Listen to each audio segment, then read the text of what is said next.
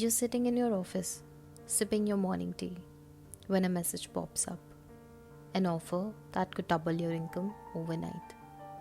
It's a shortcut, bending a few rules here and there, but no one will notice. Suddenly a voice in your head whispers, "Everyone does it, why not you?" At the same time, you recall the years of hard work, the values you were raised with, and the promise you made to yourself to build wealth the right way. But doubt creeps in. Am I being too idealistic? Will honesty really pay off? As I always say, your battleground isn't Kurukshetra, but the workplace, the marketplace, or the digital economy. Instead of arrows, you wield emails, strategies, and decisions. But the conflict remains the same: dharma, righteousness, and adharma, shortcuts, greed, and fear. What if wealth isn't about money, but about alignment?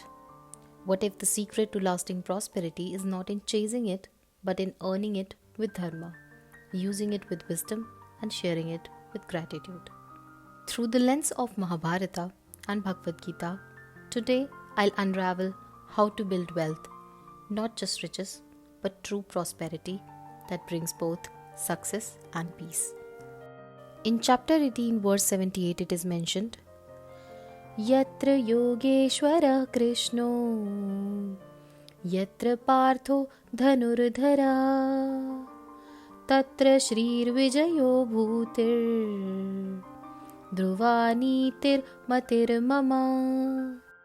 Wherever there is Sri Krishna, the Lord of all Yoga, and wherever there is Arjun, the supreme archer, there will also certainly be unending opulence, victory, prosperity, and righteousness. Of this, I am certain. Here Krishna is wisdom and Arjun is right effort. And both, when stood together, there lies prosperity, victory, and righteousness. The choice between right and easy appears in every business deal, every job decision, and every financial opportunity. The Mahabharata teaches that true wealth comes when dharma and artha walk hand in hand. The Bhagavad Gita, spoken by Lord Krishna, reveals the wisdom of wealth creation in alignment with the cosmic law. The Mahabharata teaches that true wealth is earned and used in accordance with dharma. A person who earns without righteousness is like Duryodhana, who amassed riches but perished due to adharma. Conversely, Yudhishthira ruled with wisdom and his wealth benefited all. One day, while the Pandavas were living in exile in the forest, Bhim approached his elder brother Yudhishthira. Bhim requested and demanded that he attack the Kauravas. Furthermore, he argued that it was all right to break the promise of 12 years of exile with the additional 1 year of incognito. He continued that because the whole arrangement had been nothing but cheating, there was no need for them to follow such a stupid and suicidal self-imposed exile. Yudhishthira heard out his enraged brother and gave him a very interesting reply. A reply which was quite unlike his character as portrayed by many writers of the Mahabharata. Sometimes the ancient Indian emperor Ashoka, who embodies the ideal of non-violence, is compared to Yudhishthira. At other times, he is said to be like Gandhi, who was a fierce opponent of injustice, but used non-violent protests instead of violence. Yudhishthira is sometimes portrayed as contented and lethargic, someone who lacks the growth mindset. Having said that, even Bhim, who was undoubtedly the most furious of the Pandavas, was taken aback by his brother's reaction. And how did he react? Later in this video is his response, which I have discussed. The Ramayana and Mahabharata deal with life in this world. Generally, the spiritual discourses and scriptures are loaded with verses and jewels of wisdom relating to the goal of life as opposed to the tools of life. In other words, they focus more on the destination beyond this world. In doing consciously or unconsciously, one may undermine the need to live in this world with stability and comfort. While Ramayana and Mahabharata do talk about achieving great worlds and universes, they also focus much on creating good prosperity within this world too. To make this happen, they have the concepts of avatars and dharma sanstapana. Here, a supreme person appears in human form, which is called avatar, to set things right, that is, dharma sanstapana. In the Ramayana, Sri Ram is that avatar, who saved us by removing the bad of Ravana and Bali.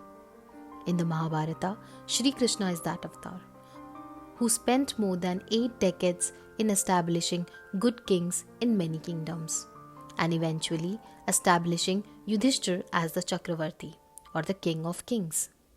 Both Shastras try to convince the reader of the reality of life in the temporary sphere, while simultaneously emphasizing to experience the divinity within. Valmiki and Vyas therefore coined the phrase Rajarshi, the term for addressing the dharmic king who knows the art of external prosperity of a king combined with the internal stability of a sage. In chapter 3 verse 21 it is mentioned, Yadyata charati shreshthas tat devetaro janaha sayat pramanam kurute lokastadanu vartate, which means whatever actions great persons perform, common people follow. Whatever standards they set, all the world pursues. Therefore, the dharmic king is supposed to set an example to their citizens, to build their own characters on the similar lines of external prosperity and internal stability. Following this principle, the dharmic literature always harmonizes the 4 pillars of life: perfect foundation, that is dharma, integrated prosperity, artha, wholesome desires, kama, continual freedom, moksha. These are called the 4 Purusharthas. It is difficult to find an equivalent English word for Purusharth. It can be called as the 4 objectives or aims of life, integrated and interconnected. As one studies them and starts applying them, or even seeing them in universal laws, then their meanings and how one experiences them becomes profound. So what are these Purusharthas? Let's briefly look at them. First is dharma, which is not simply about duties, rules, character and nature. It does encompasses all of these, but it goes much beyond, which I've already discussed in my last video on the purpose of life. Second is artha, which is not simply money, but actually it is prosperity on all levels. Physical prosperity, prosperity through fulfilling relationships, and prosperity by means of cooperation with the entire ecosystem. This Purusharth will remain the focus of this video. How to earn such prosperity as prescribed in the Mahabharata. The third one is kama, which is nothing but finding fulfillment of all dharmic desires. Notably, this does not refer to being perverted and obsessed, but rather artfully fulfilling them. Finally, the fourth and the final one is moksha, which is having the courage to move from one level of reality to the other level of reality with the changing times. Eventually, it includes having the stability to say, I do not have any more desires, and alternatively focusing on self-actualization on the platform of Atma and Bhagwan. As I already mentioned, all 4 Purusharthas are interconnected. Thus, as we explore Yudhishthir's fascinating reply to Bhim, although the main subject will indeed be Artha, we will also gain insight into the remaining 3. Such is the depth of Shastra's meaningful and fulfilling conception of life. So what was the great Yudhishthir's response to Bhima's passionate demands for action? His answer was most practical and realistic. He said, fighting with Kauravas emotionally is not sufficient. Actually, it will be counterproductive. The great Bhishma, Drona and Kripa will not stand neutral. Rather, they will fight against us. Duryodhan is full of resources, including his vast army. What resources do we have to fight them? Bhim realized the truth of his words and sighed with great pain. Yudhishthir did not stop here. He called Arjun and narrated the same problem and sent his younger brother off to different parts of the world in order to accumulate the necessary resources. by collecting divine weapons and gathering knowledge through all kinds of experiences. In Anushasan Parv of the Mahabharata, there is a section which deals with good governance, where Bhishma advises Yudhishthira about the right ways to rule, through the concept of 21 ministers, which is often linked to the principles of administration, wealth creation, and kingdom management. He explains how a ruler must focus on how to build wealth and resources for his kingdom, and because not all knowledge can reside in the same individual, one must take the help of the 21 ministers to build and sustain his wealth.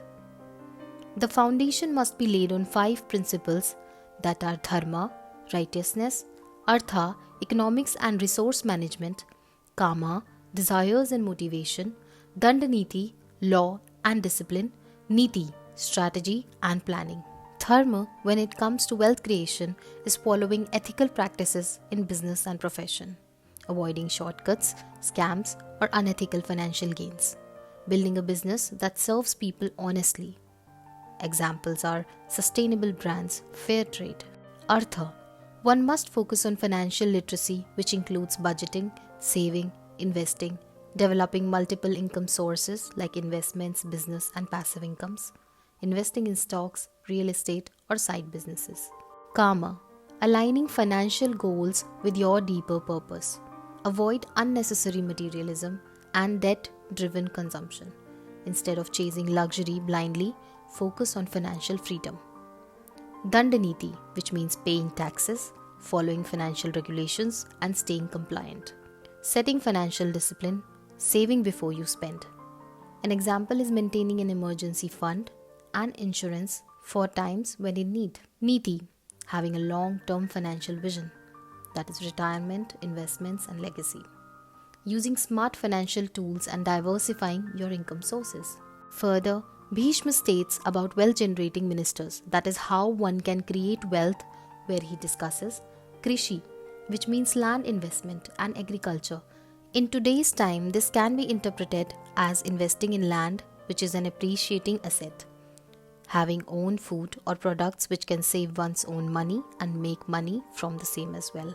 The next method suggested is Vanijya, that is trade and commerce, which are services like e-commerce, drop shipping, or local trade opportunities in modern times. The third wealth creation method advocated is Shilpa, skill and craftsmanship.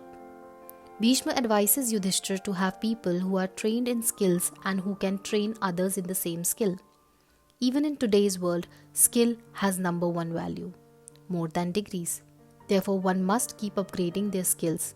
Writing, designing, programming, consulting, freelancing, coaching are all ways through which this principle manifests in the modern world. The next 2 principles Bhishma suggests are Vitta, finance and investments, and Rashtra Vyavhara, that is economic awareness.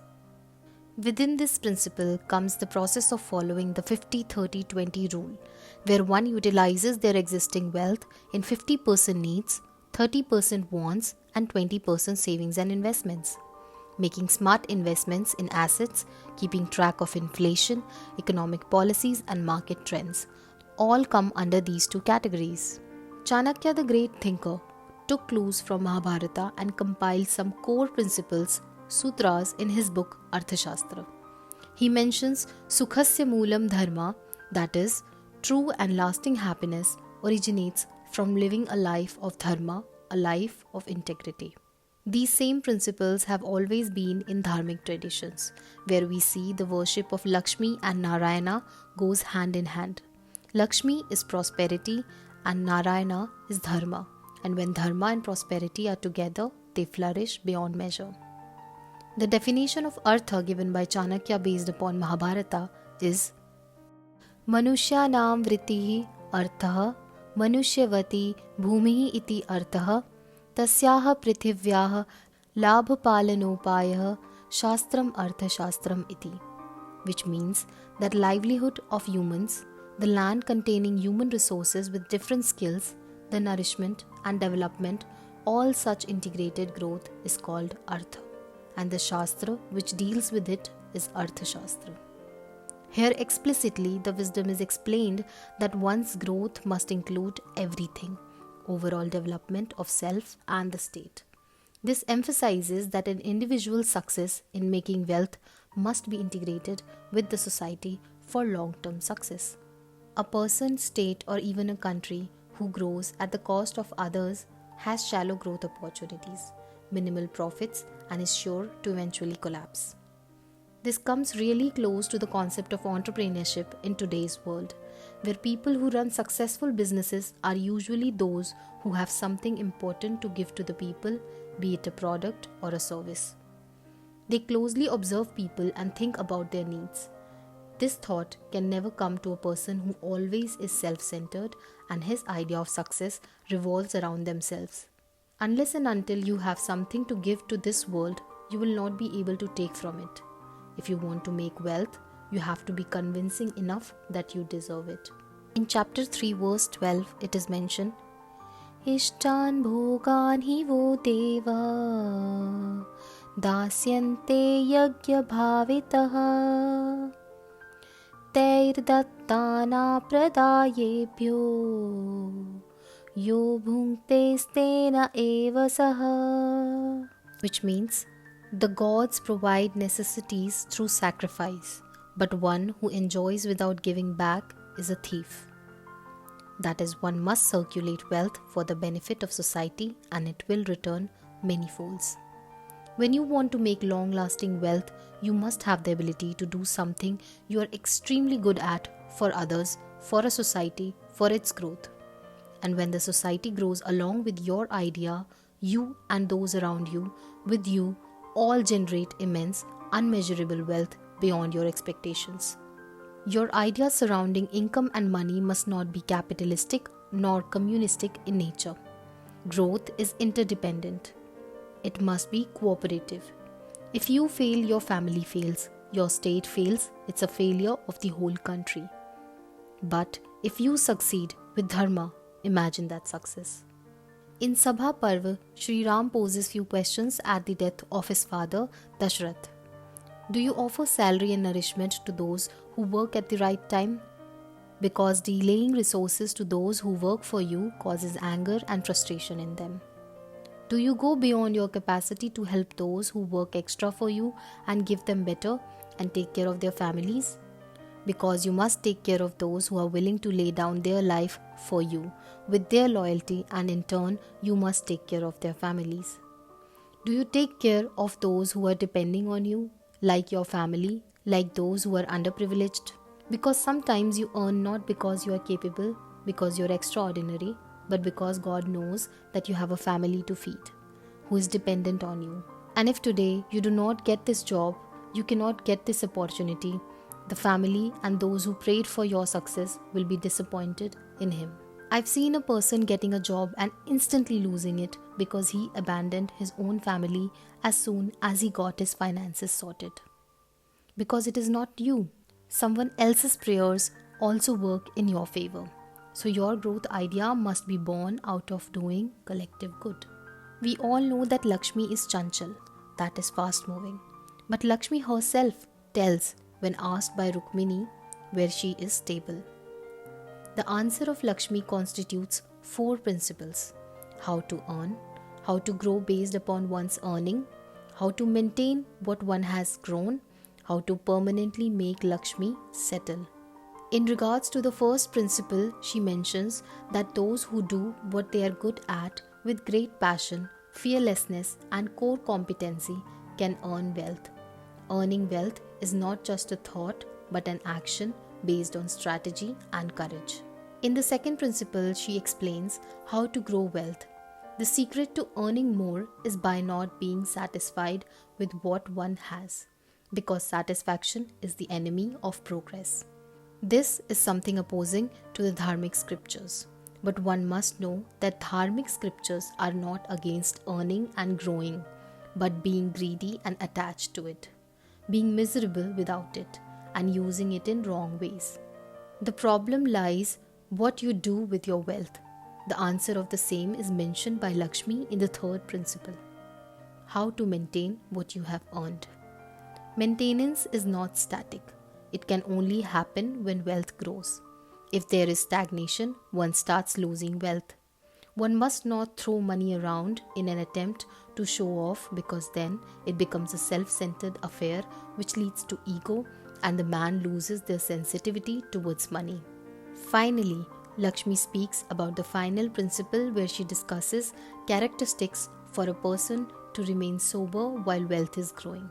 They must serve wise people, have a balanced mind, have a sportive disposition to let go of things and others' mistake. They do not celebrate more than required. This means wealth does not intoxicate them. With such people, Lakshmi settles and stays for long. In Bhagavad Gita, chapter 18, verse 78, it is mentioned, Yatra Yogeshwarah Krishno, Yatra Partho Dhanurdhara, Tatra Shrir Vijayo Bhutir, Dhruvani Tirmatir Mama. Where Krishna, wisdom, and Arjun, right effort, stand together, there lies prosperity, victory, and righteousness.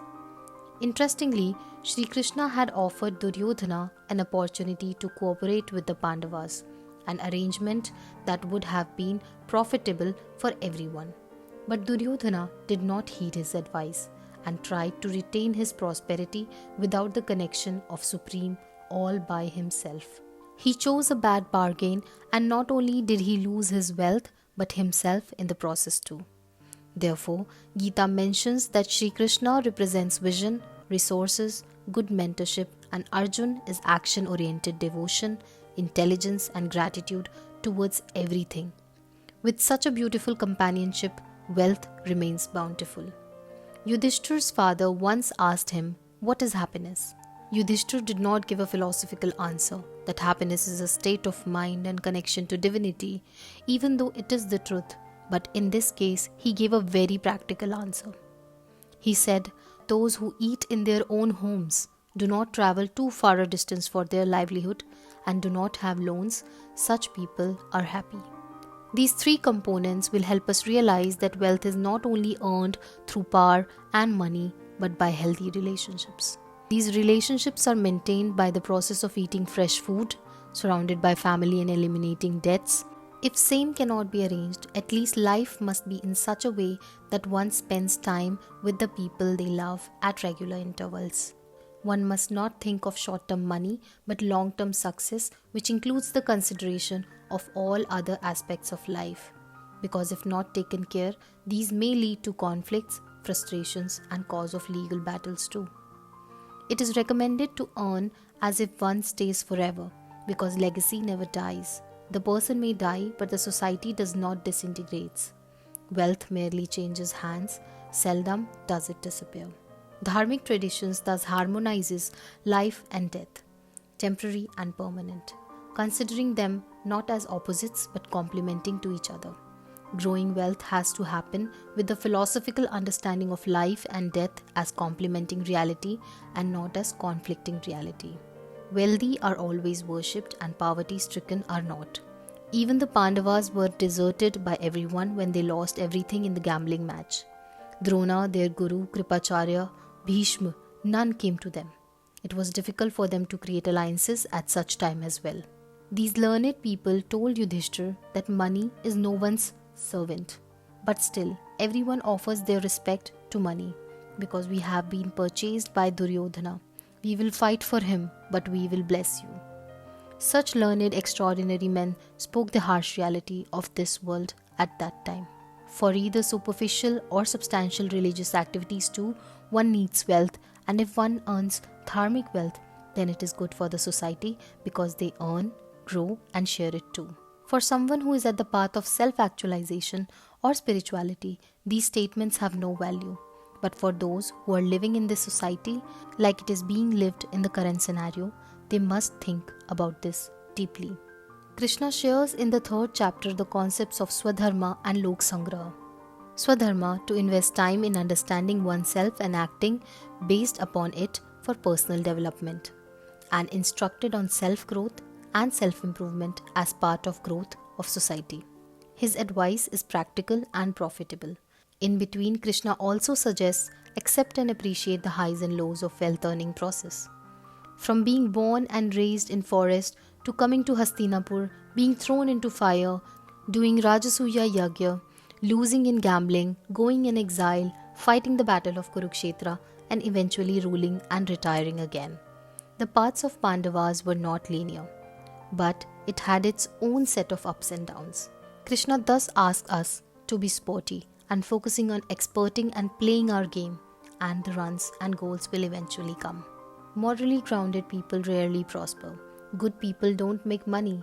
Good people always suffer. These are all the statements of excuses and regret of being only good. But being smart and good both is a combination that can overpower being either one. In Mahabharata Udyog Parv, it is mentioned, Dhanam anityam, yashasya nityam, jivitam anityam, adharme sadhu dhrutam, dharmo rakshati rakshitah. Wealth is impermanent. Fame is impermanent. Life is impermanent. Unrighteousness does not sustain, but dharma protects those who uphold it. Which means wealth earned through honesty sustains, but unjust riches perishes. Krishna taught Pandavas to be smart and good, sharp and sweet, assertive without being offending, resourceful without being extravagant.